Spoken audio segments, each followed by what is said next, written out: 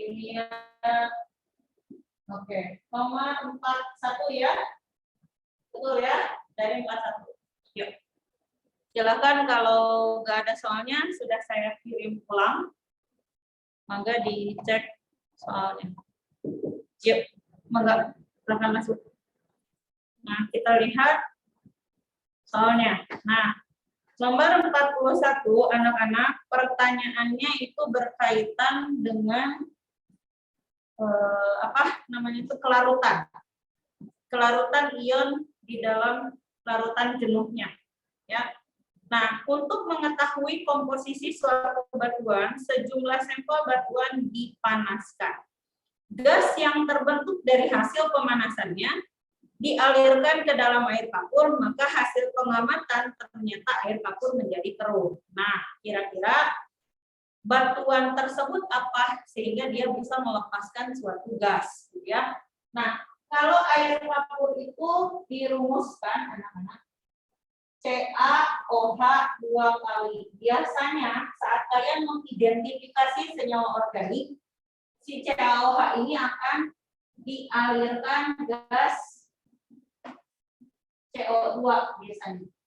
Nah, sehingga hasil reaksinya itu akan menghasilkan CaCO3 solid ditambahkan H2O liquid. Nah, ini gas, ini aqueous. Nah, jadi CaCO3 ini karena dia hasilnya endapan, ya, si air kapur itu CaOH 2 kali itu kan basah buat. Dia seperti ini, seperti air mineral, tidak berwarna si CaOH-nya. Tapi saat ada gas CO2 masuk, maka di sini nanti kayak ada kapur yang terbang-terbang berwarna putih. Makanya nanti larutannya itu jadi keruh gitu. Gara-gara ada CaCO3. Ya, jadi jawabannya udah jelas, batuannya itu adalah CaCO3 kandungannya. Jadi jawabannya batuan yang mengandung ion karbonat. Berarti karena ini adalah kalsium karbonat. Jadi jawabannya kuncinya ini ada di A. Itu untuk nomor 41. Bu, bagaimana kalau ionnya itu sulfat? Kalau sulfat itu mau mengendap bukan dengan Ca, tapi dengan BaSO4. Berarti harus air barik, jangan air kapur ya, harus BaOH 2 kali. Nah, kalau nitrat, semua ion nitrat itulah larut. Ingat ya. Jadi kalau Ba2+ ketemu SO4 2-, nanti jadi BaSO4 ini baru solid. Nah, kalau NO3- ini semuanya si senyawanya itu larut ya. Semuanya larut. Jadi mau dengan ion apapun, dengan nitratnya pasti larut. Tidak ada yang mengendap. Lalu kalau Mg 2+ misalnya ketemu OH-. Nah, ini MgOH itu ada endapannya. Ini mengendap kalau dengan basah ya, si Mg. Lalu kalau silikat itu SiO3 2-. Ini dia kalau silikat itu bentar, dia mengendapnya dengan asam berada.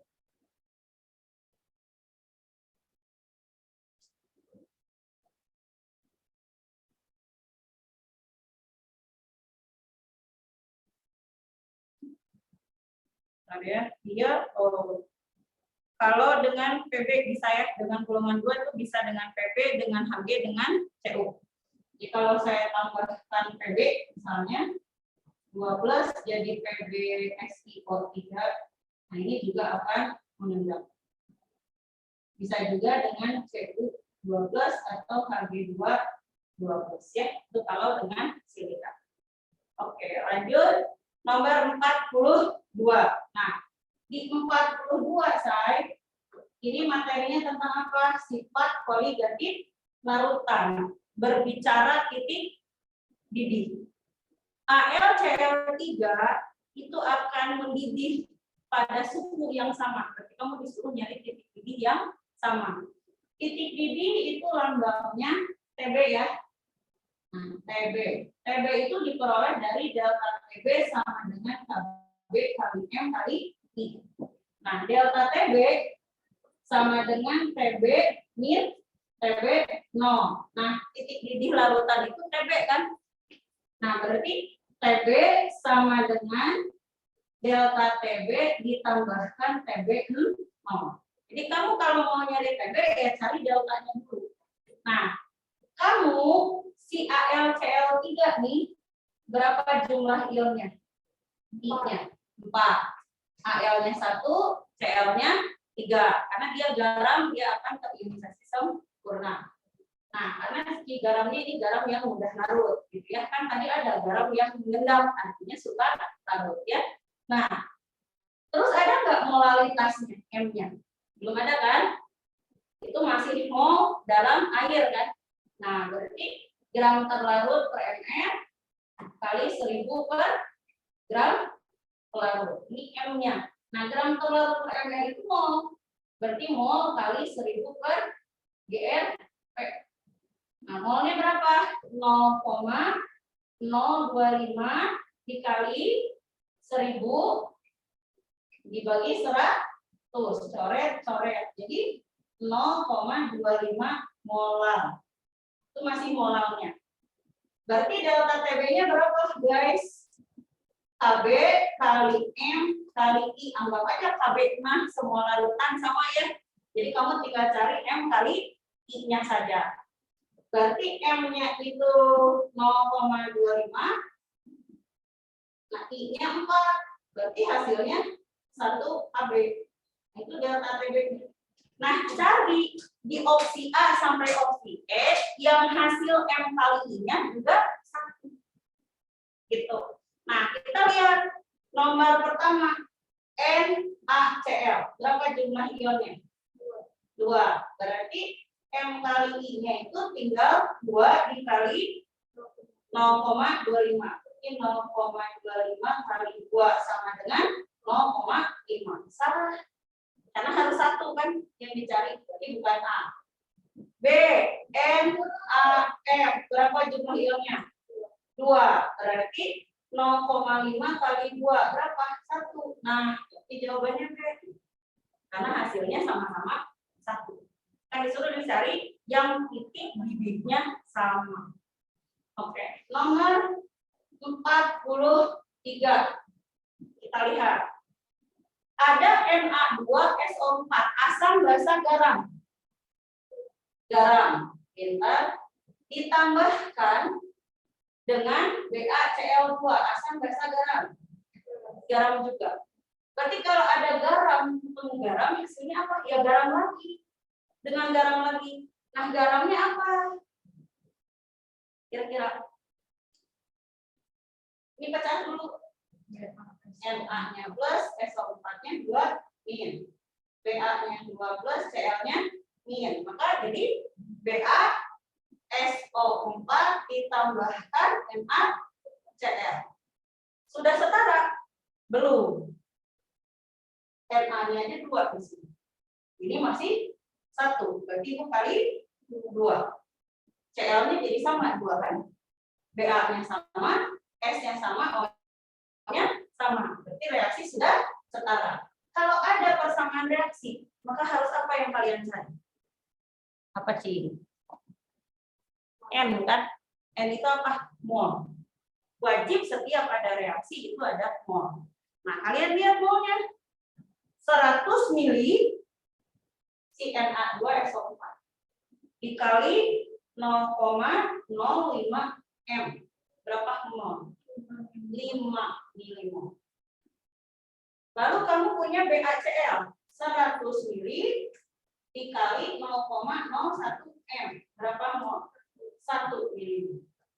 Ada 2 data molnya, pasti MNS.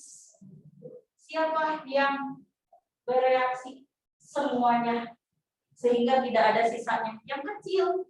Siapa di sini yang kecil? 1. 0. 1 milimol ini setiap 1 BaCl2. Kan Na2SO4 juga 1, berarti 1 milimol. Maka berapa yang tersisa? 4. BaSO4 juga 1, berarti 1 milimol. Maka yang tersisa 1 milimol. NaCl mah 2, berarti 2 milimol.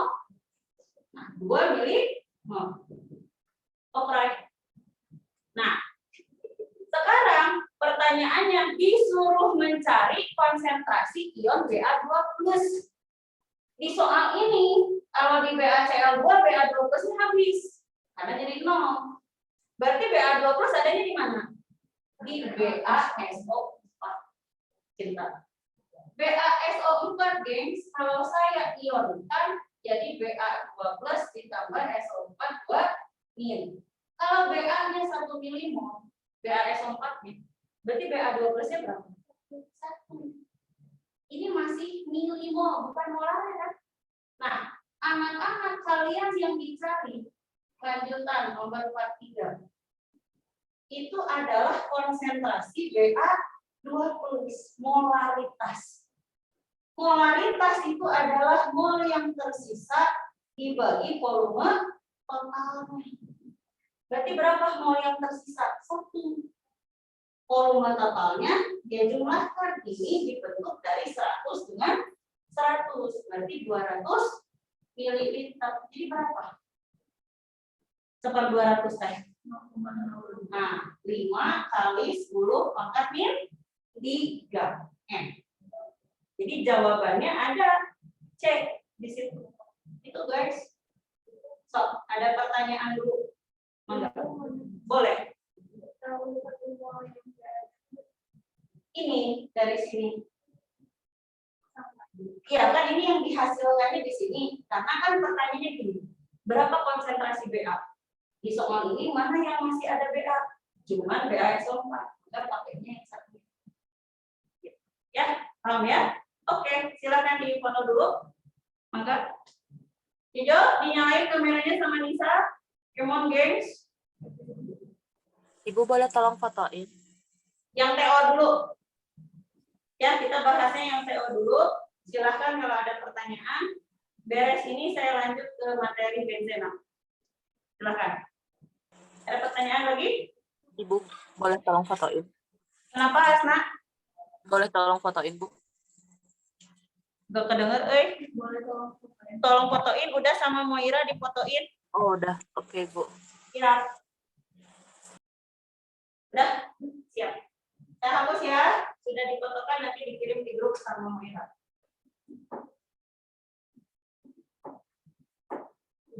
Ya, ujiannya bagus kan tadi kata Mas Romo. Ternyata ujiannya susah, guys.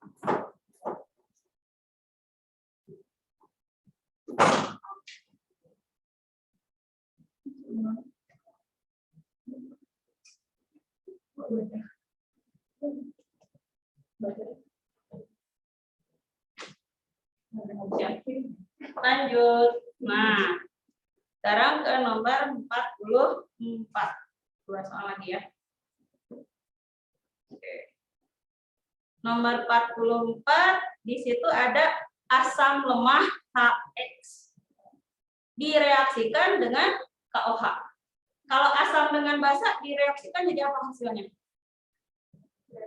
Garam sama H2O. Betul. Nah, kata kuncinya gini guys. Kamu kan asam itu punya dua jenis ya.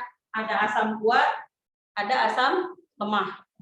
Basa juga ada basa kuat, ada basa lemah. Berarti kalau kamu campurkan itu, ada 4 peluang kemungkinan. Kuat-kuat, asam kuat, basa kuat, asam kuat, basa lemah, asam lemah, basa kuat, asam lemah, basa lemah. 4 kemungkinan. Masing-masing kemungkinan ada 3 kondisi pH. Berarti totalnya ada 12 kondisi pH. Ya, dari kemungkinan kejadian yang bisa dibentuk. Nah, kenapa Bu harus 12? Karena kamu teh belajar asam basa itu ngomongin pH itu rumusnya tuh 1 ada pH asam basa. 2 ada pH buffer. Buffer asam, buffer basa. Ada hidrolisis. Ada hidrolisis asam, hidrolisis basa, ya kan? Nah, jadi itu tergantung si asam basanya. Di soal kamu ini asamnya lemah. Ditambahkan basa kuat gitu kan. Hasilnya jadi garam ditambahkan H2O. Nah, si pH hasil campurannya itu, saya bilang kan 3 kemungkinan setiap satu reaksi. Nah, kemungkinan pertama, kalau yang tersisanya basa kuatnya saja, berarti asam lemahnya habiskan. Nah, ini akan ke pH basa kuat. Artinya yang tersisa basanya. Nah, yang kedua, gimana kalau yang tersisa asam lemahnya? Justru basa kuatnya habis. Nah, kalau ada asam lemah itu nggak bisa berdiri sendiri dalam reaksi campuran. Dia pasti dengan garamnya.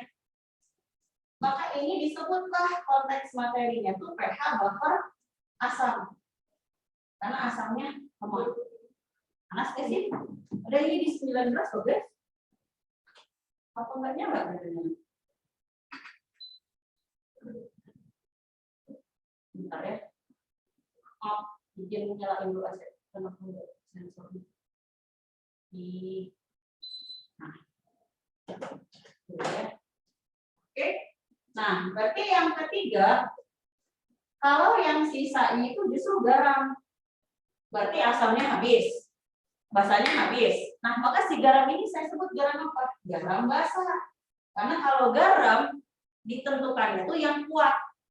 Kalau buffer ditentukan oleh asam yang lemah atau basa yang lemah. Nah, ini garam basa berarti dia pH-nya ke hidrolisis basa. Hidrolisis garam basa. Nah, sekarang kamu lihat soalnya.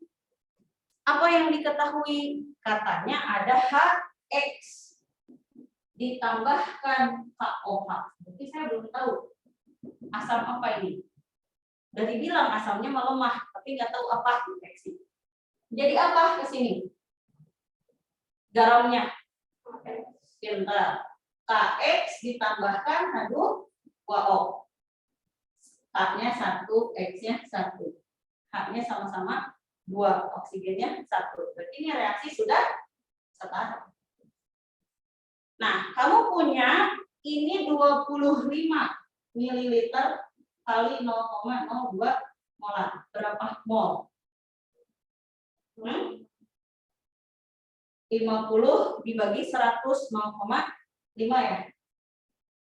Mili mol. Ya enggak? Benar kan? Iya benar. Benar. Nah, terus si KOH-nya 25 ml 0,02 M. Berarti di sini 0,5 milimol juga. Ini belum ada. MRS ada 2 data mol, pasti harus pembatas. Karena koefisien sama, molnya sama, berarti dua-duanya habis. 0,5 0, 0,5 0. Ini berarti kemungkinan yang ketiga. Sisanya garam. Karena asam basanya habis. Anak-anak. Berarti berapa garamnya di sini? Sama 0,5, 0,5, 0,5, 0,5. Ingat ini masih milimol. Anak-anak. Nah, ini kalau ngomongin pH itu saya nggak boleh pakai data mol. Harus data apa? Molar. Berarti ini mol, saya ubah dulu. Molaritas garam si KX sama dengan N yang sisa dibagi V total. Sama dengan 0,5 milimol dibagi 50 mililiter. Berapa hasilnya? 10 pangkat min 2 mol. Ya enggak? Kan ini 5 kali 10 min 1 coret sisa 10 naik ke atas jadi 10 min 2. Nah, terus kamu punya di situ pH campurannya itu 12. Asam basa kalau 12. Basa, makanya disebut garam basa kan karena pH-nya lebih dari 7. Nah, kita tulis pH campuran sama dengan 12, berarti pOH-nya berapa? 2. Ya enggak? 14 kurangi 12. Berarti OH-nya 10 pangkat min 2. Nah, OH-nya tuh rumus yang mana? Karena saya bilang hidrolisis, berarti rumus OH-nya itu sama dengan akar KW per Ka molaritas garam kali valensi garam. OH-nya ada. Ya, M garamnya ada. Yang belum ada apa? KW. Berapa KW teh? 10 pangkat min 14. Itu udah tetapan kan? Nah, berapa valensi garam? Kamu garamnya apa? Garamnya itu KX. Yang lemahnya tuh K apa X-nya? X yang lemah ini.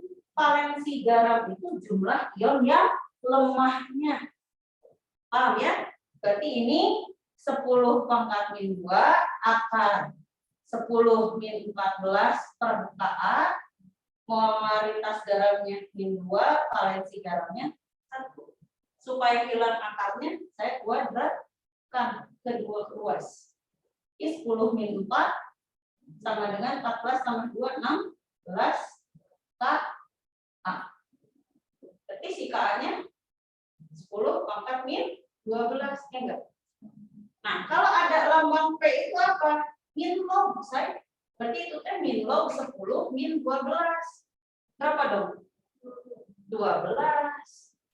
Itu jawabannya. Jadi jawabannya itu ada di E kuncinya. Untuk nomor 40. Gitu. So, ada pertanyaan dulu. Bisa diikuti? Halo, halo?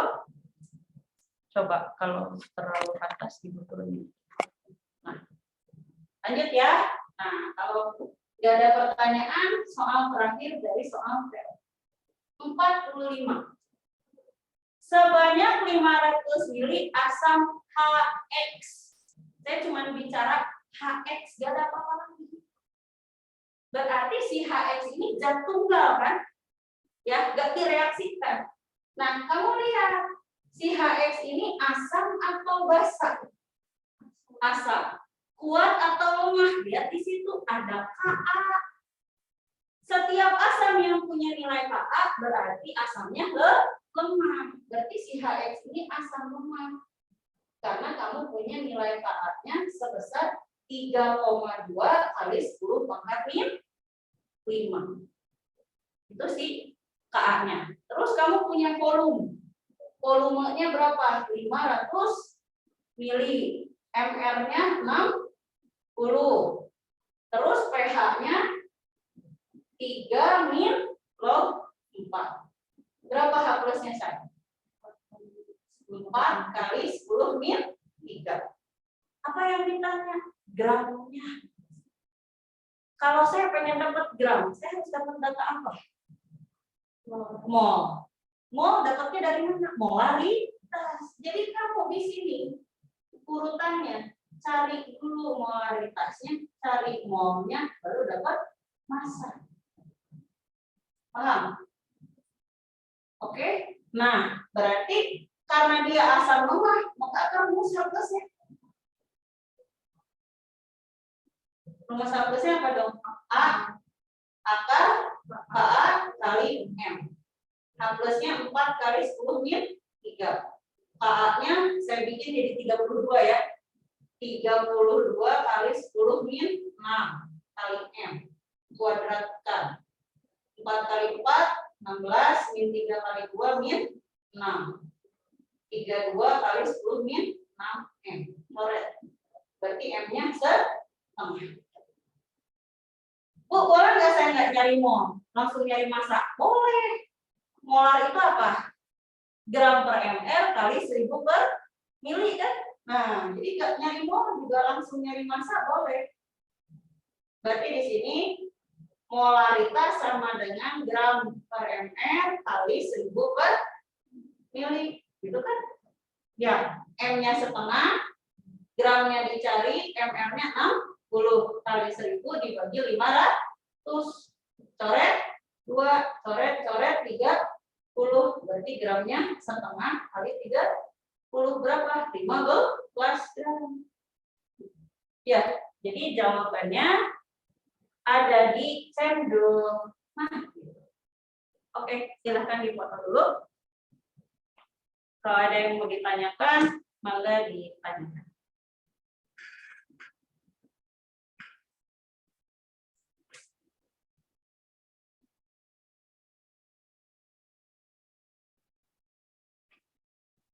Oke, kalau tidak ada pertanyaan, saya lanjut saja ke materi selanjutnya, yaitu benzema ya.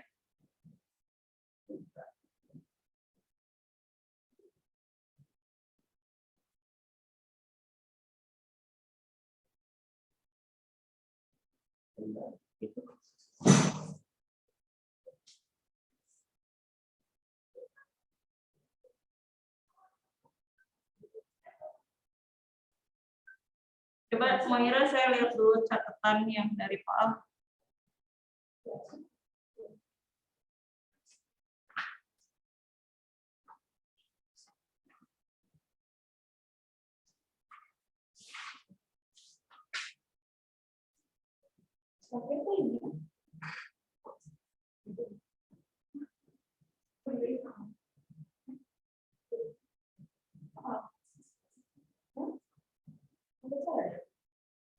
Terakhir Pak, kalian 2 minggu Pak.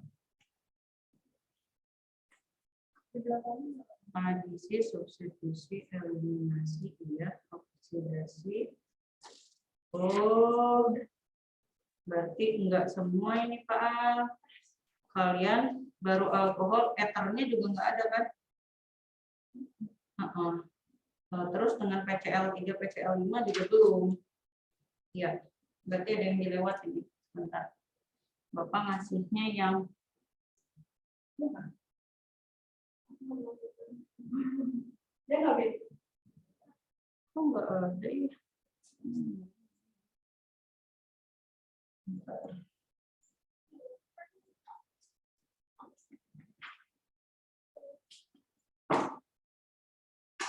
Makanya kalian nanti ya kalau habis dipoto teh langsung disalin, luar biasa nih, sehari teh bisa langsung ketutup berapa foto gitu.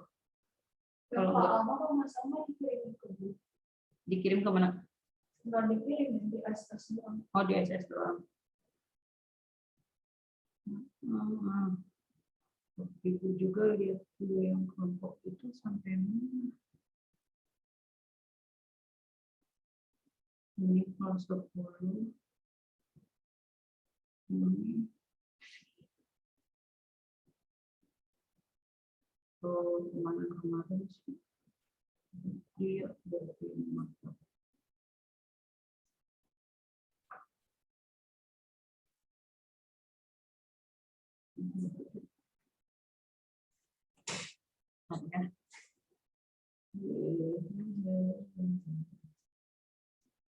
Santai udah, tapi kenapa sih itu juga kan kayak dia masuk.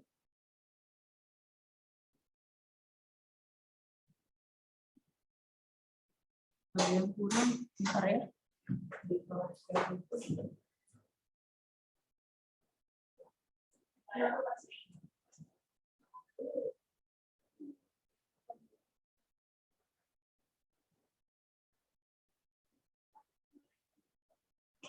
Yang boleh tutupan itu di kamera. Oh ya.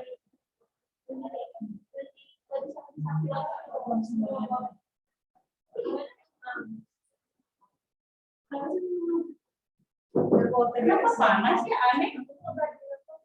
Tadi kan dingin banget, itu sendiri di sini. Ibu hapus ya. Karena sudah ditutup. Jadi kemarin kalau ibu cek, kalian sama Pak itu si reaksinya tidak semua gitu ya. Sementara tadi ibu lihat contoh-contoh misalnya ada yang sampai kompleks ya reaksinya. Jadi sini saya tambahkan yang kurang-kurangnya ya, yang belum dikasih oleh Pak.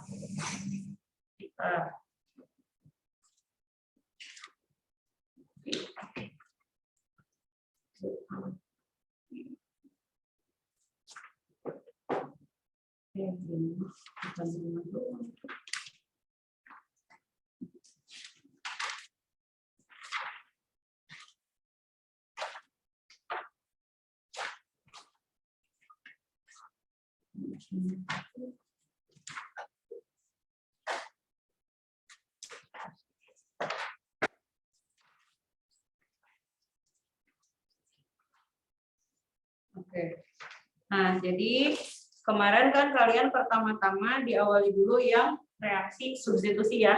Nah, kalian kan reaksi substitusi itu cirinya dia tidak pernah berubah ikatannya kan, dari tunggal hasilnya akan tetap tunggal. Nah, tapi ingat yang mengalami reaksi substitusi itu bukan hanya senyawa alkana doang.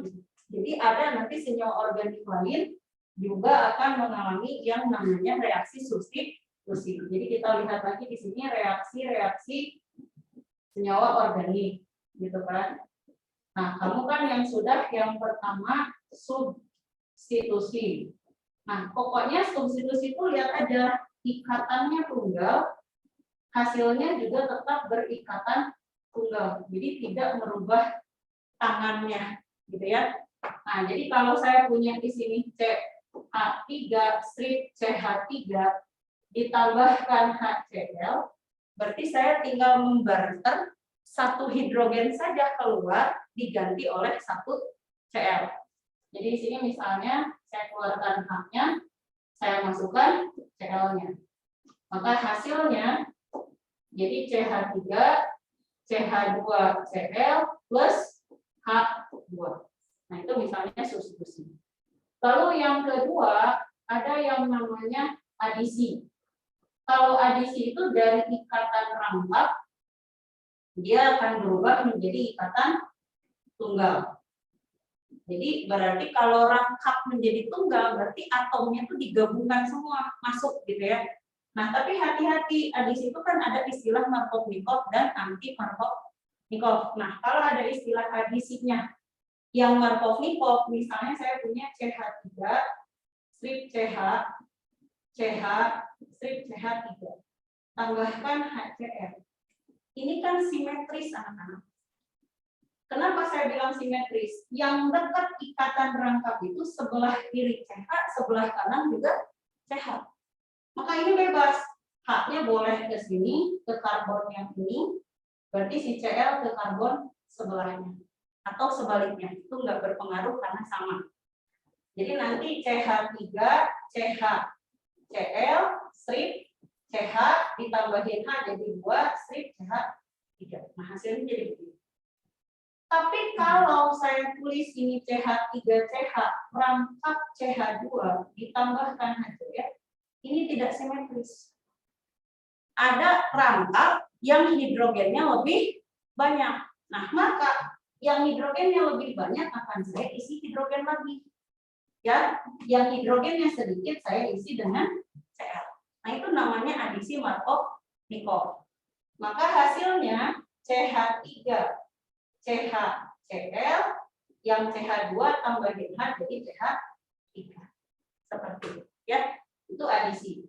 Nah, yang ketiga ada yang namanya eliminasi. Eliminasi itu artinya siapa sih yang mau kamu lepaskan? Nah, sehingga eliminasi itu nanti bisa disebut nama lain sesuai yang dilepaskan, anak-anak. Jadi kalau yang dilepaskan air, kamu bisa nyebut dehidrasi. Kalau yang dilepaskan hidrogen, berarti dehidrogenasi, hidrogen yang dibuang. Kalau halogen, berarti apa? Dehalogenasi, halogennya yang dibuang. Jadi tergantung siapa yang dibuangnya. Itu nama lain dari eliminasi. Kalau saya misalnya CH3, saya ingin membuang hidrogen. Nah, berapa yang harus dibuang? Yang paling minimal 2. Ketika saya membuang 2 hidrogen, maka akan muncul 1 garis tangan tambahan pada karbon. Berarti jadi CH2 plus H2. Keluar 2 hidrogen. Lalu yang keempat, oksidasi. Oksidasi itu bisa saja disebut reaksi pembakaran. Nah, oksidasi ini banyak istilahnya. Bisa kamu sebut bertambah oksigen. Nah, atau bisa kamu sebut berkurang hidrogen. Nah, jadi kalau berkurang hidrogen itu juga namanya oksidasi. Tapi secara umum untuk alkana, alkena, alkuna, ini kalau CXHY ditambahkan O2, hasilnya akan jadi CO2 dan H2O. Hasilnya pasti bakal begini. Tapi lain cerita kalau saya sudah berbicaranya alkohol. Nah, kemarin dikasihkan sama Pak alkohol ya. Nah, kita lihat di sini.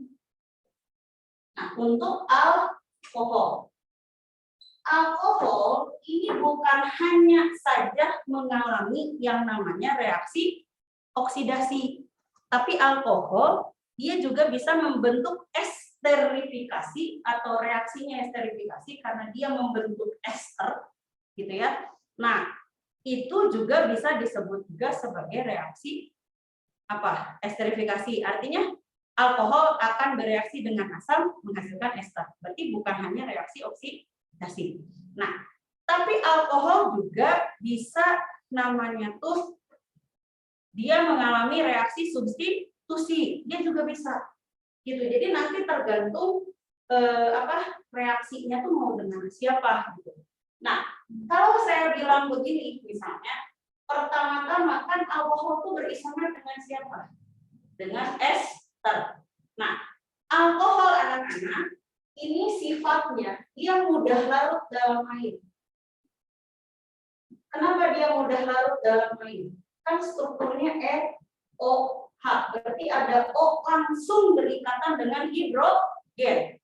Air juga kan ikatannya HOH, berarti ada O langsung dengan hidrogen. Nah, itu namanya, kenapa dia alkohol mudah larut dalam air? Karena dapat membentuk ikatan hidrogen. Nah, tapi alkoholnya tidak terionisasi di dalam air. Dia hanya sekedar larut. Makanya alkohol elektrolit bisa menghantarkan listrik ke alkohol. Nggak bisa ya. Alkohol itu non elektrolit anak-anak. Jadi dia tidak menghantarkan arus listrik karena tidak terionisasi di dalam air, hanya sekedar larut. Ya. Nah, kemudian di sini alkohol itu titik didihnya lebih rendah dibandingkan H2O. Berarti dia mudah menguap ya, volatil, mudah menguap. Nah, sekarang alkohol itu dapat bereaksi dengan logam aktif. Jadi bisa dengan Na atau K. Tadi ada kan pertanyaannya di soal yang tampak itu ada yang kayak gini. Sebenarnya soal UTBK juga ada SBMPTN. Ini yang lama-lama lah ya. Kalau dari 2005 ke atas ini ada pertanyaan yang berkaitan dengan ini. Jadi saya kasih di sini ROH ditambahkan misalnya K.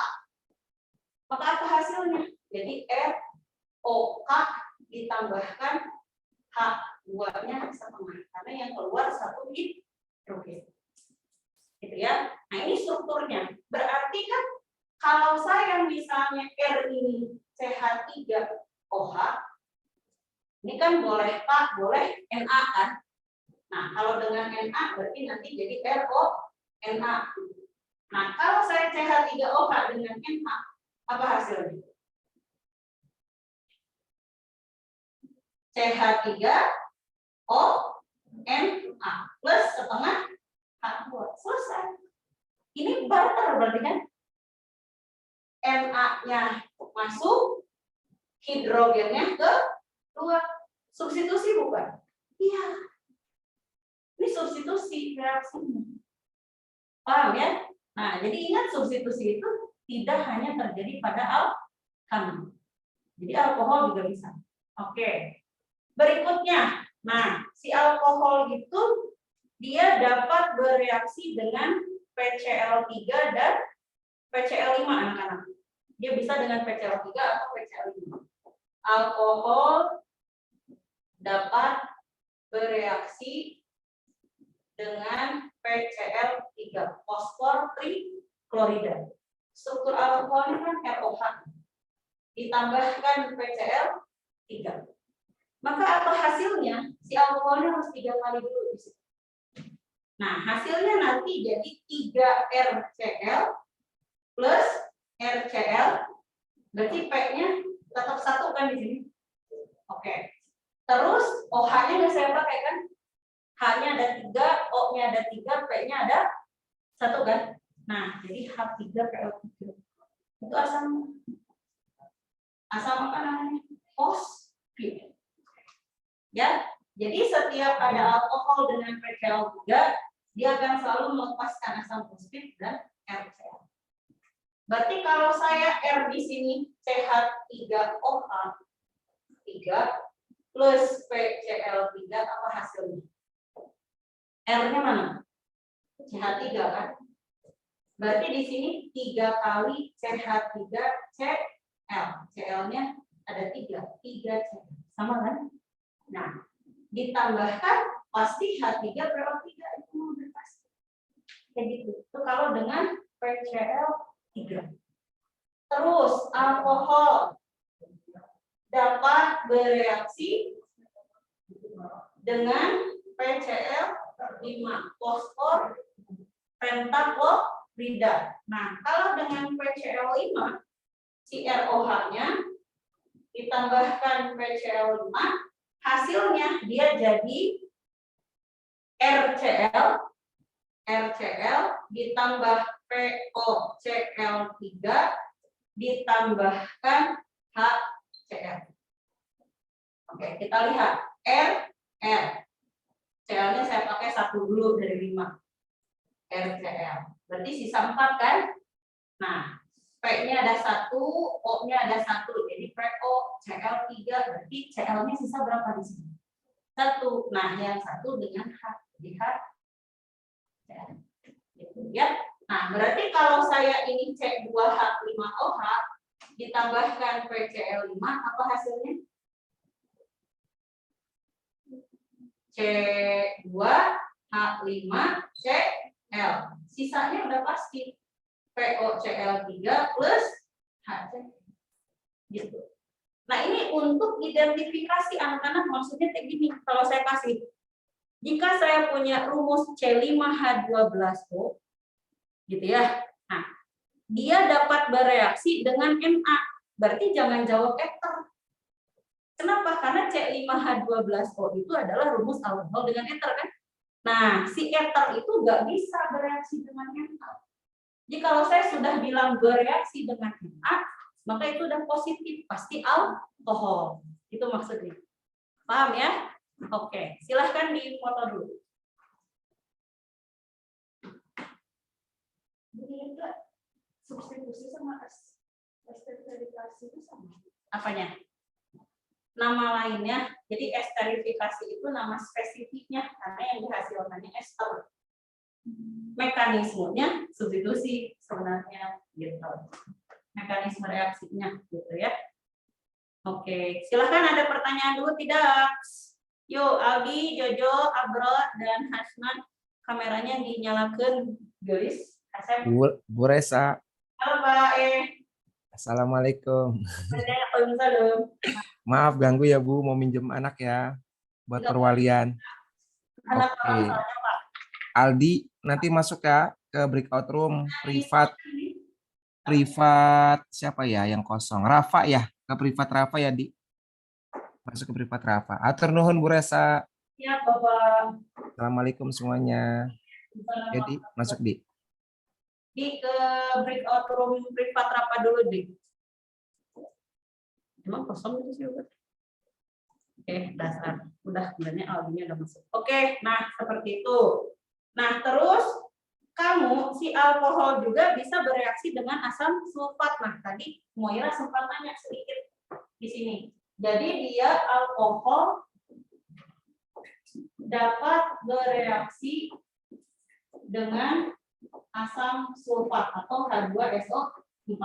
Nah, ini sebenarnya bisa kita sebut dehidrasi. Kenapa bisa disebut dehidrasi? Karena melepaskan air hasil reaksinya teh. Ya, jadi di sini kalau saya punya 2 ROH ditambahkan H2SO4 pada suhu sekitar 130 derajat Celcius. Jadi kamu tetesin dulu asam ke alkoholnya, terus alkoholnya panaskan di atas bara api gitu ya. Si tabung reaksinya yang dipanaskan, bukan alkoholnya yang dibakar ya. Jadi kan disimpan di gelas kimianya saya panaskan. Nah, maka nanti hasil reaksinya itu tapi dipanaskannya pada suhu segini gitu ya, kurang lebih. Nah, ini akan menjadi ether. Ether itu berarti RO, R ditambahkan H2O. Dia akan menjadi itu. Jadi kalau saya R di sini adalah C2H5OH 2 kali, berarti si C2H5-nya ada 2 kali. Paham? 2 kali. Berarti di sini H2SO4. Jadi ini si H2SO4 hanya berfungsi sebagai pengarah reaksi. Karena di sini tidak ada SO4 ya kan? Ya, tidak ada kan, tetap strukturnya itu cuma karbon, oksigen, dan hidrogen. Nah, di sini kan ada karbon, hidrogen, dan oksigen. Berarti si H2SO4 tidak terlibat reaksi. Ya, nah dia hanya sebagai pengarah reaksi aja gitu. Nah, di sini R yang pertama berarti C2H5. Nah, saya tulis C2H5 strip O. Kan 2 kali, berarti R berikutnya juga masih C2H5. Saya tulis. Plus H2O. Seperti itu. Itu pada suhu 130 derajat. Nah, kalau dinaikin lagi lebih tinggi, misalnya sampai di 180, itu bakal jadi alkena. Jadi saya kalau punya ROH ditambahkan H2SO4, saya panaskan sampai 180 derajat, ini jadi alkena plus air. Gitu. Jadi makanya lihat suhu yang dipakai ini berapa. Nah, di sini kalau saya ini CH3 atau C2H5OH misalnya ditambahkan H2SO4. Nah, alkena itu kan dimulai minimal karbonnya 2 kan? Nggak bisa alkena karbon 1 ya, karena harus ada ikatan rangka. Nah, ini berarti kan karbonnya 2. Jadi CH2 tambahkan H2. Ya. Ini karbonnya 2, 5 tambah 1, 6. 4, 6, 2, 6. O-nya 1, sama kan? Ya. Nah, itu untuk reaksi dengan asam sulfat. Jadi bisa disebut sebagai reaksi dehidrasi karena alkoholnya kehilangan air. Itu boleh. Boleh. Itu kan yang 180 derajat kan berarti masuknya hasil. Karena dia jadi ikatan apa kan? Kalau yang 190 derajat, kalau yang ini mah nggak disebut substitusi karena nggak ada yang ditukar kan atomnya. Jadi ini mah bukan reaksi substitusi, bukan reaksi adisi untuk yang pembentukan ether.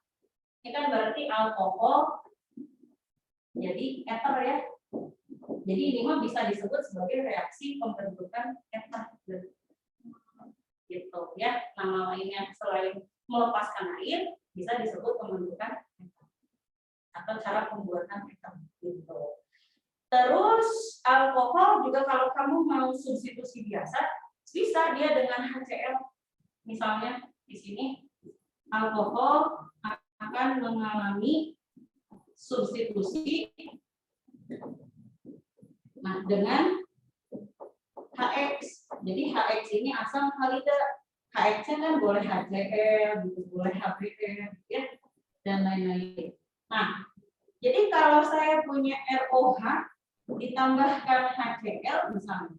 Nah, kamu yang di barter siapa? Jadi kalau di barter tuh gini, kalau yang keluarnya positif, berarti yang masuk harus positif juga. Kalau yang keluarnya negatif, berarti yang masuk harus negatif juga. Cl ini kan negatif, Cl-min. Berarti yang keluar OH-min. Nah, barter posisi. Ya, nah nanti jadi RCl plus H2. Jadi kalau saya ini C3H7OH, ditambahkan HCl, jadi C3H7Cl tambahkan H2. Kayak gitu.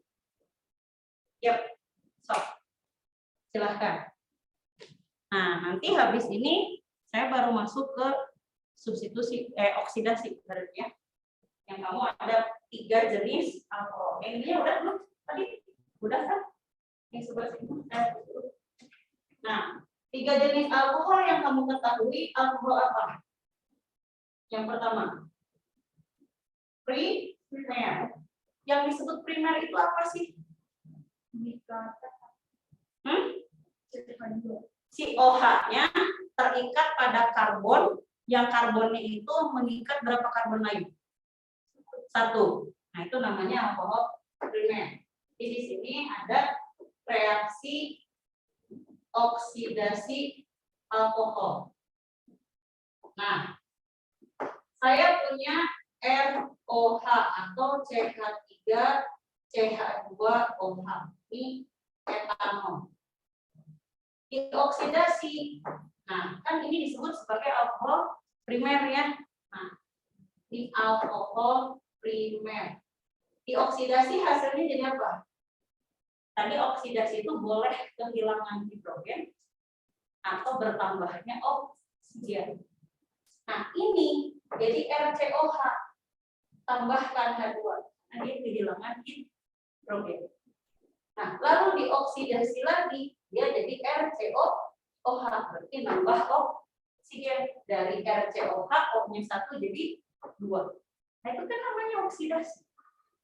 Ini aldehid, ini asam karboksilat, gitu kan? Nah, berarti hasilnya dari etanol jadi apa? Kira-kira Nin, Sekar, kira-kira dari etanol jadi apa, Sekar?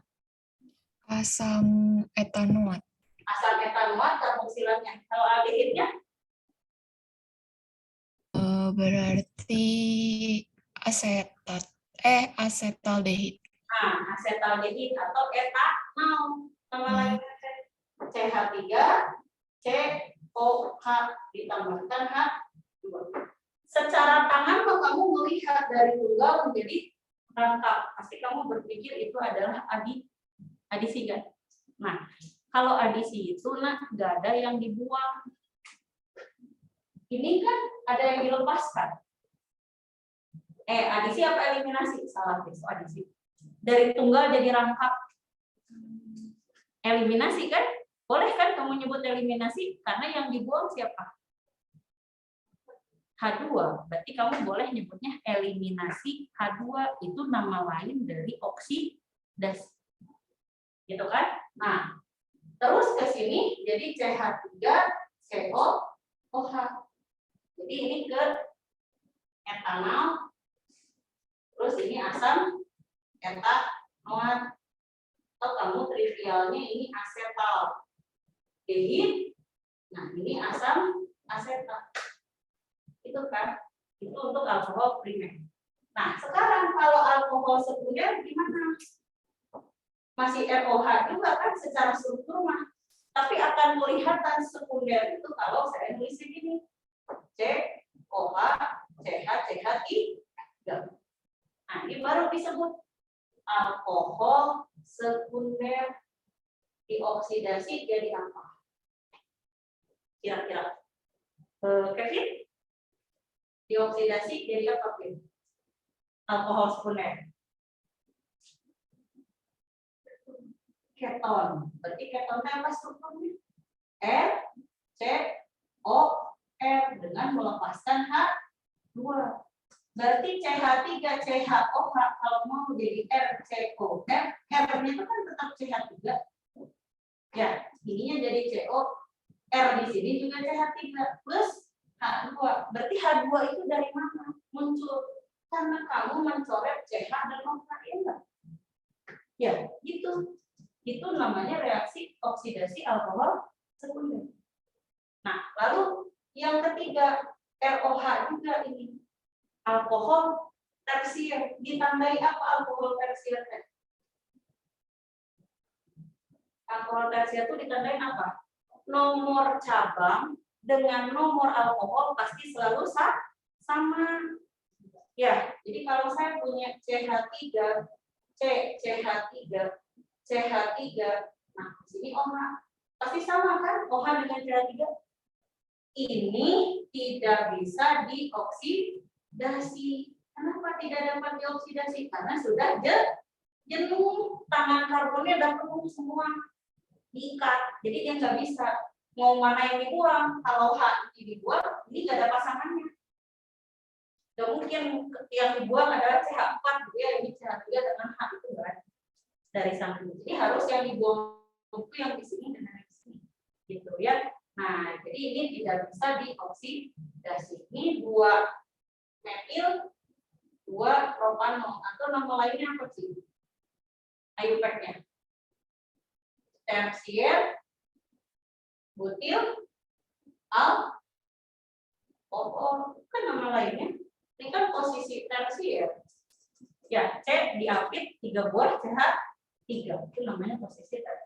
Itu untuk oksidasi. Nah, Pak kemarin udah masuk yang ini mah. Ya, habis Pak jelasin ini langsung ke esterifikasi kan? Nah, saya sebelum ke esterifikasi ke ether dulu. Ya, ethernya belum dibahas kan? Kalau ether tadi tidak bisa dengan Na, ether bisanya dengan siapa? Kan harus tahu juga ya. Gitu ya, reaksi-reaksi. Karena ini kalau masuk ke UTBK soal yang sulit, lalu kamu bisa, berarti dapat poinnya gede, gitu ya. Karena ini termasuk yang cukup sulit konsepnya, cukup rumit karena harus banyak yang kalian baca, gitu. Harus dilatih dan dibaca. Udah ya, ini untuk alkohol.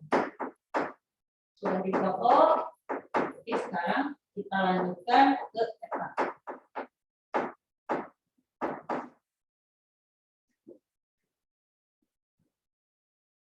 Kalian di biologi udah pernah nyoba uji urin belum?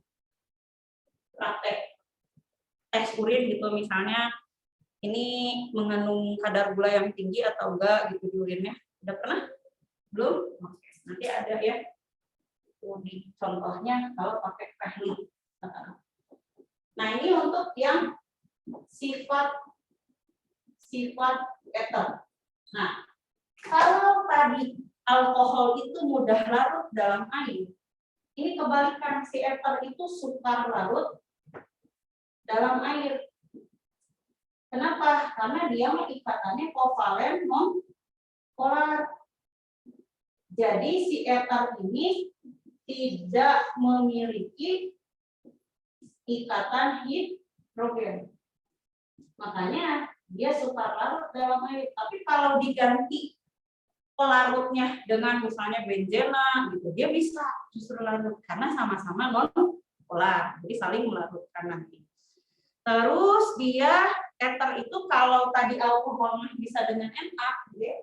Nah si ether ini tidak bereaksi dengan logam Na atau K, dia juga tidak bereaksi dengan PCl3. Tapi si ether itu bereaksi dengan PCl5. Berarti PCl5 tidak bisa dijadikan alat ukur untuk membedakan alkohol dengan ether karena sama-sama bereaksi anak-anak. Walaupun persamaan reaksinya tuh hasilnya beda gitu ya. Nah, di sini misalnya saya punya ether itu kan ROR, satu R-nya saya pakai aksen, ditambahkan PCl5, masing-masing R-nya itu akan menjadi RCl. Aksen R. Ya, berarti sisa berapa? P-nya 1, Cl-nya sisa 3 ya. Ini kan baru kepake 2. Cl-nya sisa 3. Oksigennya kan belum saya pakai, maka hasilnya jadi PO Cl3. Seperti itu. Berarti kalau saya ini CH3O CH3 ditambahkan PCl5, apa hasil? CH3Cl CH3Cl plus PO Cl3. Nah, ini boleh digabung jadi 2 CH3Cl karena sama. Tapi kalau nanti beda jenis sih jangan digabung ya. Misalnya 1 CH3, 1 C2H5, berarti jangan digabung. Terus bentar, ether juga bisa, tadi kan alkohol bisa bereaksi dengan HX ya, dengan HCl gitu kan. Nah, si ether juga bisa ini. Ether bereaksi dengan HI. Dengan HI. Nah, misalnya ROR aksen ditambahkan HI. Nah, apa hasilnya? Hasilnya justru jadi alkohol ini. Jadi ROH plus RI aksen. Jadi R aksen I ya. Nah, berarti kalau ini CH3O, CH3 plus HI apa hasil? CH3O dengan H jadi CH3OH. Sisanya CH3 dengan I. Gimana kalau beda? Siapa yang dengan H dan siapa dengan I? Kalau saya ini C2H5, O CH3 plus HI. Kira-kira yang dengan O siapa? ROR. Yang dengan RO-nya siapa? RO itu kan penamaan ROR itu kan alkoksi alkana. Yang jadi alkana itu yang pendek apa yang panjang? Yang panjang, berarti yang dengan itu C2H5. Paham? Berarti ini nanti CH3OH, C2H5I. Karena yang dengan I itu adalah alkana. Paham? Oke. Nah, sekarang kamu kan ibarat begini. Kadang kalau eksperimen itu jadi gini ya, kalau ilmu kimia itu nggak bisa kamu by theoretical. Sebenarnya kalau ibu ngomong ngeblok-blok begini di kelas begini, ini berapa persen yang tertangkap itu sebenarnya tidak efektif. Jadi kalau ingin efektif belajar sains itu sebenarnya faktual kan, langsung eksperimen. Coba kayak Newton menghasilkan rumus gaya Newton, apakah si Newton itu berhari-hari cuma duduk diam di bawah pohon nunggu nunggu apel itu jatuh? Udah kan mau kapan jatuh kan, dia nyuruh muridnya, so kamu naik jatuhin sekali, 2 kali, 3 kali kan, terus dicoba kan sampai dia turunkan pendapat dia itu pakai matematis. Di papan tulis dia hitungkan kan rumusnya sampai akhirnya dia pangkas menjadilah rumus yang lebih sederhana. Itu kan semuanya by eksperimen. Apalagi kimia guys. Ya, nah reaksi-reaksi begini kalau pengen langsung kelihatan itu sebenarnya ambil zatnya, lakukan gitu kan. Nah, jadi selama ini kalau saya HI-nya saya pakai lebih banyak, hasilnya tuh akan kayak begini lagi. Jadi kalau si HI-nya di sini ya, jika HI ditambahkan terus-menerus, ditambahkan secara berlebih gitu ya. Nah, ini hasil reaksinya itu akan berbeda. Si ethernya tuh ROR aksen, misalnya anggaplah HI-nya itu berlebih tuh 2 molekul misalnya. Ada 2 volume HI misalnya. Nah, ini hasilnya nanti cuma jadi R aksen, jadi R aksen, RI dengan air. Ya hasilnya nanti RI ditambah 2H2O. Jadi begitu. Nah, kita lihat guys. Kita lihat di sini R-nya harus 2 kali. Nah, kalian lihat ya. Ini kan R, ini R aksen. Ke sini R doang kan. Nah, kalau saya nulisnya 2CH3O CH3 plus 2HI. Berarti R-nya itu sama kan? CH3 CH3 kan? Nah, dijumlahin CH3 dengan CH3 jadi berapa? C2, C2H gitu kan? Nah, H-nya jangan tulis 6, tulis 5I. Karena kan ini kalau dengan I berarti ada 1 hidrogen keluar kan? Nah, ditambahkan 2H, 2O. Ini H-nya 4, ini H-nya 5, berarti totalnya 9. Nah, ini 6 kali 2 berapa? Ini tulisnya 2 kali ya. Nah, berarti 5 kali 2 10 tambah 4 14. 6 kali 2 12 tambahin 2 14. berarti hidrogennya sama. Karbonnya ini 2 kali 2 4. 1 tambah 1 2 kali 2 4. Ya, I-nya 2. Nah, terus oksigennya 2, ini kali 2 udah sama. Jadi kamu R di sini jumlahin R dengan reaksen disatukan. Gitu ya. Nah, itu kalau kamu terus-menerus menambahkan asam berlebih. Nah, itu untuk ether. Selesai. Jadi ether mah cuma punya jenis reaksinya sedikit, nggak banyak. Nah, lalu kita berbicara aldehid. Aldehid itu apa rumusnya? R C O H. Berarti O-nya itu dengan C, bukan dengan hidrogen. Ingat ikatan hidrogen itu O-nya harus langsung dengan H, dengan M, dengan F. Ingat kan? Handphone. H dengan F, O, M. Ini O-nya bukan dengan H, tapi dengan C. Berarti punya nggak ikatan hidrogen?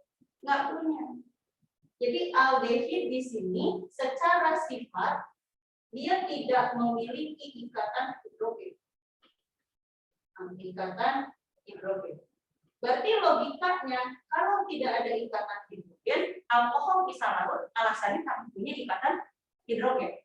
Ether tidak larut karena tidak punya ikatan hidrogen dan dia kovalen non polar. Yang bisa larut dalam air itu 3 kondisi. Ikatannya ion, kovalennya polar, punya ikatan hidrogen. Pilih salah satu. Nah, si aldehid ini dia ikatannya masih kovalen polar. Berarti kalau saya berbicara kovalen polar masih bisa nggak dalam air walaupun tidak punya ikatan hidrogen? Masih bisa. Ya, nah jadi ini masih dapat larut dalam air. Makanya anak-anak kenapa gitu ya? Ada yang mengawetkan daging, mengawetkan mie, mengawetkan mayat itu pakai aldehid karena dia dapat larut di dalam air. Dia nanti disemprotin aldehid nggak banyak pakai ini. Tapi kan apakah sehat ke makanan? Enggak, karena ini bagusnya itu bukan untuk yang hidup. Ya, bagusnya itu mengawetkan yang mati. Misalnya kamu ini riset biologi gitu ya. Kamu teh ngebelek misalnya teh kodok gitu kan. Kan kalau misalnya sekali belek terus besoknya busuk, kamu kan harus ngebelek lagi. Kan itu boros ya. Nah, jadi supaya bisa dipakai terus-menerus, dipakai berulang, ya kamu awetkan, dikasih formalin. Nah, gitu ya. Si formalin itu dapat larut dalam air. Terus ini dapat dioksidasi. Kenapa saya bilang dapat dioksidasi? Kan tadi alkohol primer dioksidasi jadi aldehid, gitu ya. Dan dia dapat bereaksi dengan Fehling dan Tollens. Nah, ini yang membedakan keton dengan aldehid. Si keton itu dia nggak bisa dioksidasi lagi kan? Tadi alkohol primer dioksidasi, alkohol sekunder dioksidasi jadi keton. Ketonnya bisa nggak dioksidasi lagi? Nggak bisa. Ya, nah berarti keton nanti tidak dapat dioksidasi. Nah, terus si keton dia tidak dapat bereaksi dengan Fehling dan Tollens. Nah, ini sebenarnya aldehid itu salah satu gugus fungsi yang ada di karbohidrat. Karbohidrat itu kayak glukosa, ya kayak sukrosa gitu. Nah, kalau struktur gulanya punya aldehid, maka disebutlah istilah lainnya itu namanya gula pereduksi. Yang punya aldehid itu. Kenapa pereduksi? Karena mereduksi. Reduksi itu apa? Lawan dari oksidasi. Nah, kenapa? Karena nanti bisa dibalikin lagi aldehid balik lagi jadi alkohol. Makanya disebut gula pereduksi. Nah, contohnya gini. RCOH ditambahkan sama saya Ag2O. Nanti jadi RCOOH ditambahkan 2Ag solid. Berarti ada perak yang dilepaskan dalam bentuk endapan. Ini istilah kerennya disebut cermin perak. Jadi kalau aldehid bereaksi dengan Fehling di sini, maka dia akan menghasilkan cermin perak. Ya, jadi kalau ada cermin peraknya berarti itu aldehid. Kalau nggak ada, berarti dia bukan aldehid. Jadi kalau saya misalnya punya di sini CH3COH ditambahkan Ag2O, nah O-nya tuh masuk ke sini. Ya, nanti jadi CH3COOH ditambahkan 2Ag. Oke, itu kalau dengan Fehling. Nah, kalau dengan Tollens, RCOH ditambahkan Cu2O jadi RCOOH. Nah, ditambahkan balik hasilnya. Ini 2CuO, ini jadi Cu2O. Berarti tembaga satu oksida. Nah, ini berwarna endapan, berwarna merah bata. Nah, jadi kalau ada hasilnya membentuk endapan warnanya seperti bata merah, nah berarti itu teh adalah aldehid bereaksi dengan tollens positif, gitu ya. Nah, CH3COH ditambahkan 2CuO sama O-nya nanti masuk. Satu aja yang masuk ya. Jadi nanti R sini ya, CH3COOH ditambahkan Cu2 gitu saja. Nah, itu bedanya. Berarti si keton itu nanti nggak bisa kalau ketonnya. Jadi di sini untuk sifat keton dia satu tidak memiliki ikatan hidrogen. Kenapa? Karena keton itu apa sih? R, C, O, R. Udah jelas, CO-nya di tengah-tengah ya, berarti bukan dengan hidrogen. Dan si keton ini lebih tidak larut dalam air. Dia biasanya dipakai pemanfaatan paling banyak itu untuk membersihkan kuteks, ya, cat buku. Nah, itu bisa larut nanti. Terus apa lagi? Dia tidak dapat dioksidasi, terus si keton ini dia tidak bereaksi dengan Fehling dan Tollens. Nah, cuman si aldehid dan si keton ini dapat mengalami reaksi reduksi. Jadi kamu kalau reaksi reduksi aldehidnya ya di sini itu misalnya begini, CH3COH ditambahkan H2, kira-kira hasilnya apa? Oke. Kira-kira hasilnya apa? Balik lagi hidrogennya masuk, berarti reaksinya adisi kan reduksi teh. Karena ada ikatan rangkapnya. Jadi reduksi itu nama lainnya adisi ini anak-anak. H-nya masuk ke O, H-nya masuk ke C.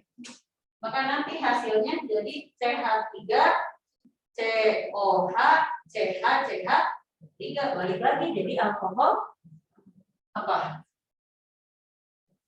Kok balik kelebihan. CH tambah H berapa? CH2 berarti jadi alkohol primer lagi kan? Nah, kalau si keton direduksi berarti CH3COCH3 tambahin H2, H-nya masuk ke O, H-nya masuk ke karbon. Nah, hasilnya jadi CH3COH CH3. Jadi alkohol sekunder gitu. Jadi kamu si oksidasi itu kan lawannya reduksi kan. Jadi kalau jadi aldehid dia oksidasi, aldehid balik lagi jadi alkohol, namanya reduksi. Oke, silahkan dipoto dulu. Itu aldehid keton. Mau minum boleh. Berarti tinggal si asam karboksilat sama si ester. Ya, asam karboksilat. Dengan ester ya. Nah, oke, sudah siap. Nah, berikutnya, nah, kalau asam karboksilat sudah jelas ya, namanya asam. Maka kamu bisa secara teknis gitu ya, membedakan asam dengan ester itu cukup pakai lakmus. Karena lakmus adalah indikator asam basa. Kalau lakmus berubah warna, lakmus merah tetap merah, lakmus biru jadi merah, berarti itu adalah asam. Sementara si ester itu bukan asam, bukan basa, berarti dia tidak bisa merubah kertas lakmus, anak-anak. Jadi di sini kalau saya berbicara sifat asam karboksilat, gitu ya. Nah, si asam karboksilat ini dia kalau pakai lakmus merah dia akan tetap merah, gitu. Pakai lakmus biru dia akan menjadi merah. Terus si asam ini diperoleh dari apa? Dari hasil oksidasi. Oksidasi siapa tadi? Alkohol primer, ya. Dia diperoleh dari hasil oksidasi. Oleh. Terus dia dapat membentuk ester.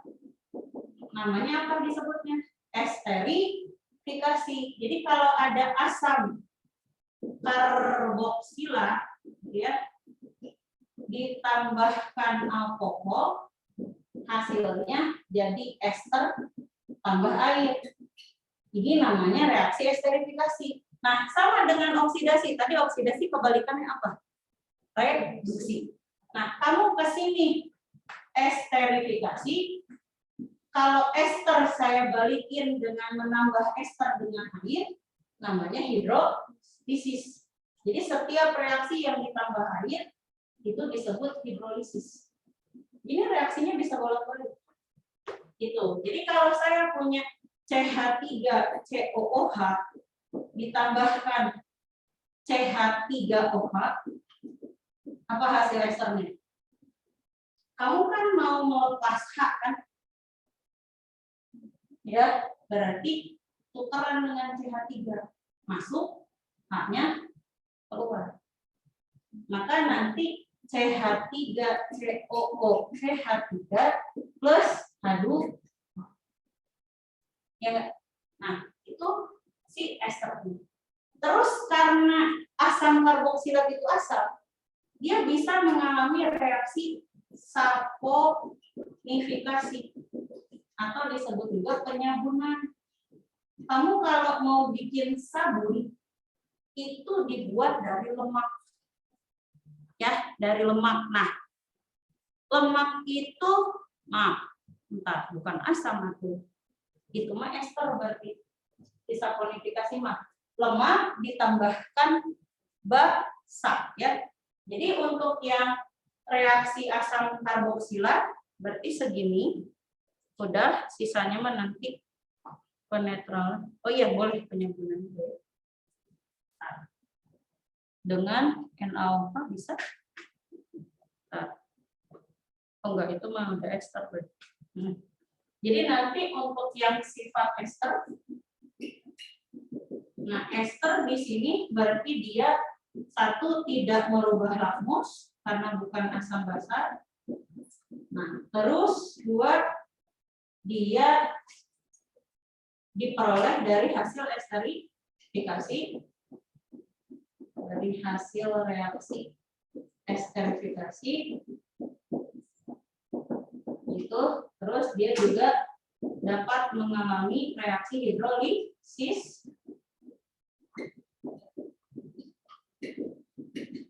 Nah, hidrolisis itu yang ini ya, yang kebalikannya. Nah, satu lagi dia bisa namanya tuh reaksinya saponifikasi atau penyabunan. Jadi ester itu kalau dalam kehidupan sehari-hari anak-anak itu teh lemak itu kan ada lemak tak jenuh, ada lemak jenuhnya. Ada yang dari hewan, ada yang dari tumbuhan. Nah, misalnya kamu ngambil lemak nabatinya tuh kan ada dari minyak zaitun, minyak kelapa sawit gitu kan. Nah, misalnya saya punya namanya kita sebut gliseril tristerat misalnya. Saya punya gliseril tristerat itu tadi ini udah dipoto kan? Sudah? Akhir ya. Ini. Berarti beda anaknya nggak keburu dah. Ya udah beres, yang kelas itu udah sampai sini.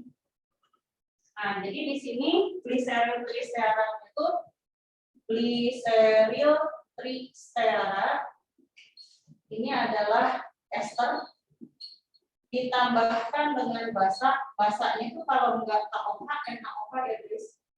Nanti jadi garam. Nah, sabun itu adalah garam, anak-anak, plus alkohol.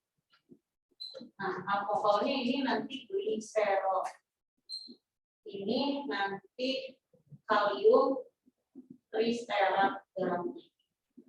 Nah, jadi kalau saya gambarkan, tri itu berarti berapa? 3 ya. Nah, berarti saya punya CH2, CH2 strip C. Di sini steratnya C17H35. Jadi ini esternya RCOOR gitu kan. Nah, ini OOC17H35. OOC C17H35. Jadi anak-anak, saya tambahkan KOH-nya ini 3. Nah, kenapa ada 3? Karena nanti si OH itu akan berikatan dengan ini CH2OH, CaOH, CH2OH. Nah, sifatnya tinggal gabung dengan si ester sisa ini. Berarti si esternya teh C17H35 COO gitu kan? Tinggal kasih sifat. Ini 3 kali. Ditambahkan CH2OH, CHOH, CH2OH. Nah, ini yang disebut kalium tristerat, ini yang disebut dengan gliserol. Kenapa? Karena ini OH-nya ada 3 kali. Yaitu nama lain sebutannya gliserol. Nah, si gliserol ini biasanya dipakai kalau kamu sekarang kan ramai yang pembersih mukanya tuh yang kayak bentuknya tuh foam, kayak busanya banyak gitu. Kerasa ke kulit itu lebih lembut, nah berarti lebih banyak gliserolnya. Nah, gliserol itu berfungsi untuk lembut. Gitu ya. Nah, kalau sabunnya ini, kamu kan kalau sabun yang ini belum ada yang namanya aroma segala macam. Belum ada. Itu hanya fungsinya gitu ya, untuk mengangkat lemak dulu. Karena kan kamu kalau mandi ini, keringat ini kita kan ada kayak minyak-minyak ya. Nah, si minyak itu nggak akan terangkat sama air.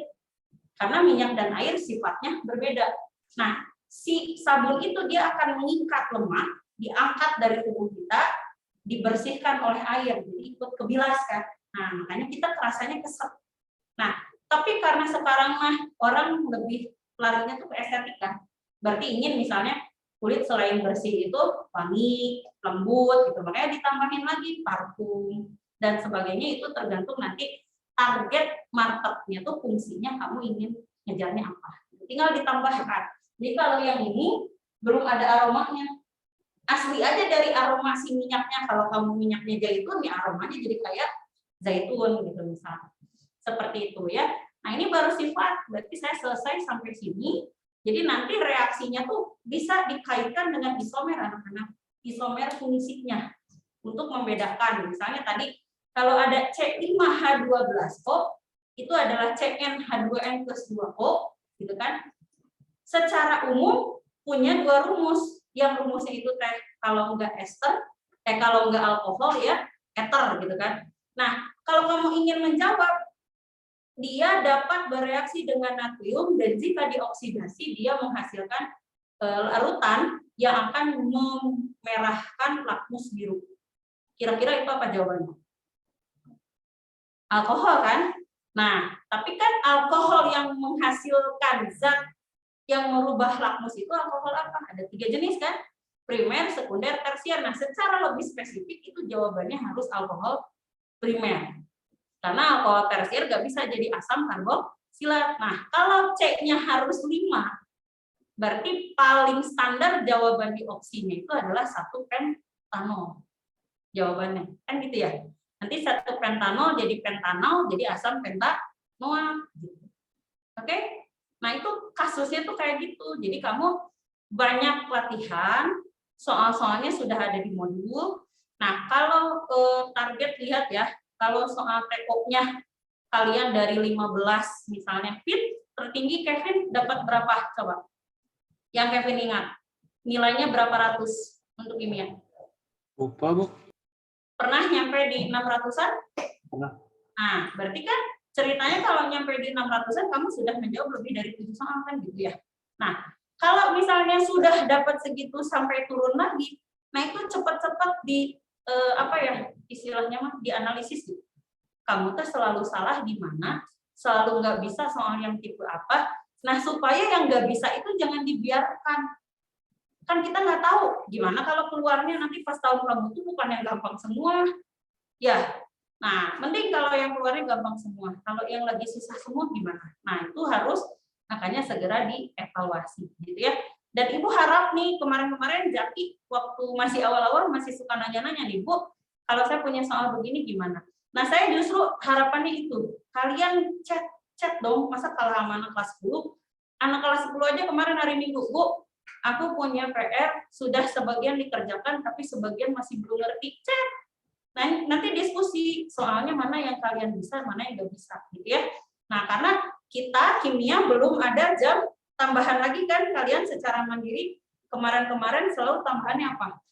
TPU, TPS bisa, gitu kan?